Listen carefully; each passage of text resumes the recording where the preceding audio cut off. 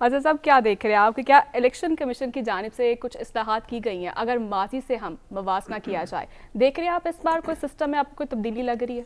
देखिए, अगर आप माजी का डाटे की तरफ जाएं तो आपको अंदाज़ा होगा कि 2002 से लेके अब तक इंतखाबी इस्लाहात के लिए कुल 13 कमेटियां बनाई गई और लगभग कोई 4 बार जो है वो इन्होंने तजावीज़ तैयार की और मुख्तलिफ अदवार में हमने देखा 2013 में भी जब नवाज शरीफ की हुकूमत आई तो उन्होंने कुछ इंतखाबी इस्लाहात के हवाले से काम किया।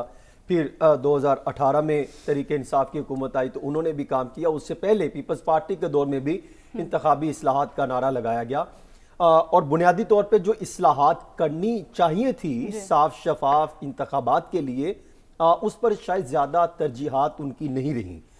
उसमें दावे और प्रेस कॉन्फ्रेंस तो बड़ी की जाती रही और मुझे याद है लेटेस्ट जो हुई उसमें सरदार अयाज सादिक साहब थे, उस कमेटी को हेड कर रहे थे। उन्होंने भी बताया कि चंद चीदा नकात कि हम बहुत कमाल किस्म की इंतखाबी इस्लाहात लेकर आ रहे हैं जिसमें शफाफियत का पहलू हर एंगल से देखा गया है। लेकिन जिस मामले की तरफ आज हम निशानदेही कर रहे हैं कि 100% टर्न आउट तो कभी भी माजी में नहीं रहा और ना ही जो सिस्टम अब चल रहा है उसमें आप कभी आइंदा तवक्को कर सकती हैं कि किसी भी तरह जो है वो 100% टर्नआउट देखने को मिलेगा। आप देखिए कि 70 के इंतखाबात से लेके अब तक का अगर जायजा लें, एक तो जायजा आपको दिल वराय साहब ने रखा, बड़ा डीपली गए, उन्होंने हर चीज को जो है वो सिग्नल टच करके बताया कि किस तरीके से हम किस पोजीशन पे खड़े हैं। 70 में हमारा 61% टर्नआउट था 70 में, और ये वो सिचुएशन थी कि जब एक बहुत जो है वो सियासी सरगर्मियां बहुत उरूज पर थी। उस टाइम सोशल मीडिया का मामला नहीं था और उस टाइम जो है वो पार्टियां, आपका अंदाजा होगा अगर तारीख पढ़े तो उससे सिचुएशन क्लियर होती है कि किस अंदाज की कैंपेनिंग की जा रही थी। फिर उसके बाद 77 का इंतखाब हुआ, 88 में हुआ तो 42% पर आ गए और फिर थोड़ा सा कम भी हुआ, 93 में जाके 39% पर टर्न आउट हुआ। और मुझे याद है उस टाइम फिर किसी एक अंग्रेज ने एक आर्टिकल भी लिखा था जिसमें उसने कहा था कि इतना कम टर्न आउट पर कई क्वेश्चन मार्क जो है उन्होंने क्रिएट किए थे उस वक्त, और एक आर्टिकल ये वेबसाइट पर भी मौजूद है। फिर 97 में 35% रहा टर्न आउट देखने को मिला।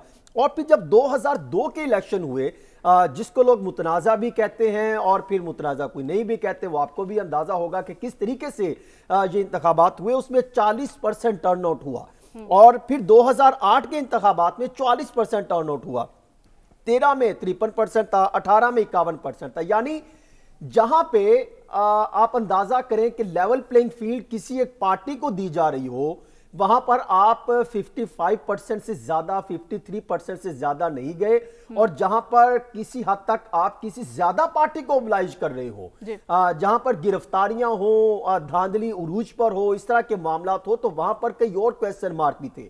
देखिए, ये मैं नहीं कह रहा, ये इलेक्शन कमीशन ऑफ पाकिस्तान की जिम्मेदारी बनती है, ये तमाम जो इन्वेस्टिगेशन अदारे हैं और बाकी जो सेक्शन है उनकी ये रिस्पॉन्सिबिलिटी बनती है कि साफ शफाफ इंतखाबात के लिए जो रियलिटी है उस पर फोकस करना चाहिए। वो आज भी ये तस्लीम नहीं करते कि हम जो है 100% टर्नआउट का आप रिकॉर्ड तो बना रहे हैं, लगभग कोई 30 करोड़ जो है वो पेपर पब्लिश होंगे, लगभग 13 करोड़ सुमाई और कुमाई असम्बली के मिलान, लगभग कुछ 30 करोड़ आप कर लीजिए, तो उसमें आप देखिए 1 खरब रुपए लगेगा।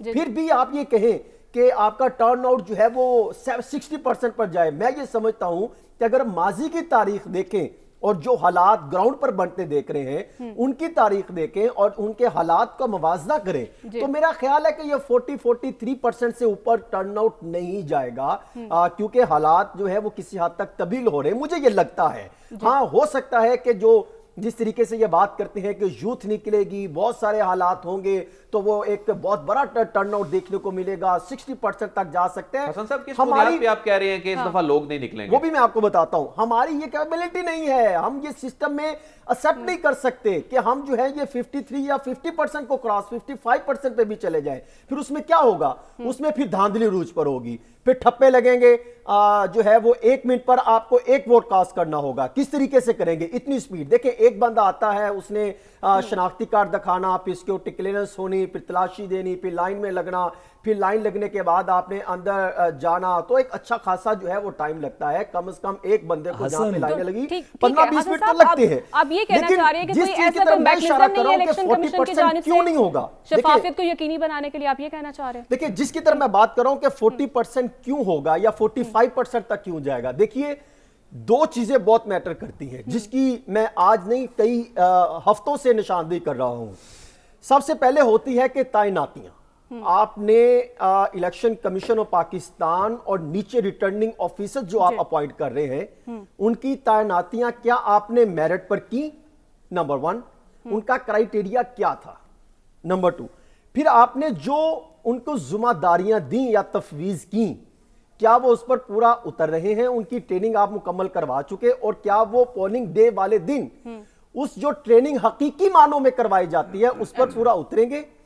और फिर जो पोलिंग डे वाली दिन जो मैनेजमेंट होती है, खास तौर पे आप 2000 जब जितने भी आप माजी के उठा के देख लें 70 से कि जिस पोजीशन पे 70 पे तो आपका वोट ही बहुत कम था ना, वोटर ही बहुत कम रजिस्टर था, आपके पोलिंग स्टेशन भी है, लेकिन आजकल आपके पोलिंग स्टेशन के साथ साथ आपके रजिस्टर्ड वोटर्स की तादाद बढ़ी है।